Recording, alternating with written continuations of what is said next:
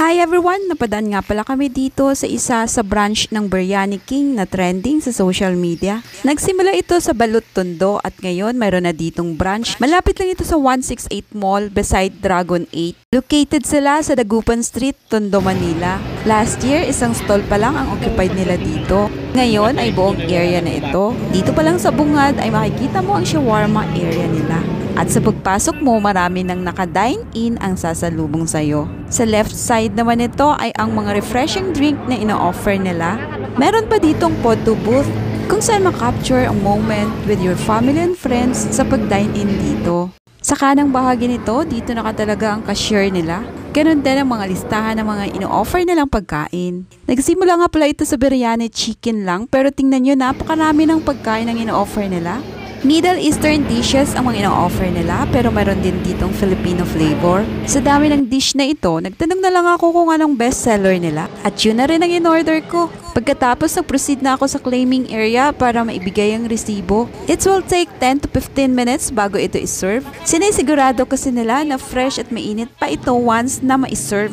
Once kompleto ng order mo, tatawagin ang pangalan mo at i-serve nila kung saan ka nakaupo. Ito na nga ang isa sa kanilang mga best seller. A whole grilled chicken with biryani rice. Sa halagang 300 pesos, parang pang buong pamilya ito. Like 4 to 5 in a family. At once na ma-serve ito, maaamoy mo kagad ang aroma ng spices and herbs. Meron itong dalawang klase ng sauce. Ang white sauce na very light ang lasa at ang parang gravy na parang may pagka-strong ang lasa. At dahil may lemon, piniga na rin namin ito sa chicken.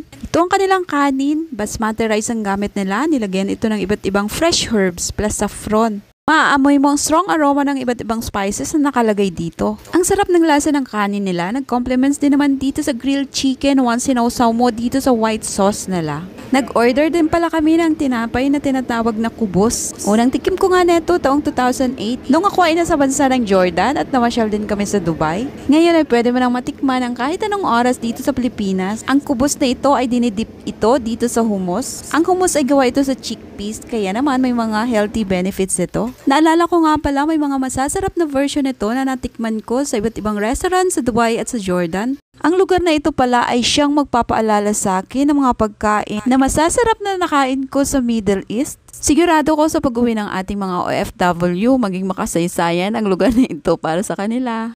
Anyhow, dahil ang layo ng pinanggalingan ng pagkain nito guys, ang layo na rin ang narating na nakwento ko sa inyo. Pero bago tayo magtapos, meron pa pala itong sinerve sa amin, itong beef biryani. So ito, hindi ko na alam kung anong dipping sauce nito, no? At hindi ko rin alam kung dumaan ito sa grilled kasi parang ang itim ng texture niya. Ang beef biryani kasi na nasa isip ko ay parang mas-sauce na strong yung flavor tapos medyo maanghang. As Pinoy, siguro magugustuhan mo ito kasi mahilig tayo sa mga inihaw, diba? Since parang grilled din naman ito.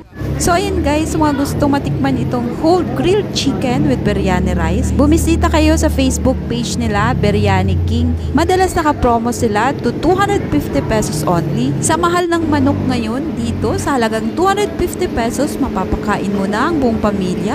At hanggang dito na lang. Thank you for watching. Follow for more.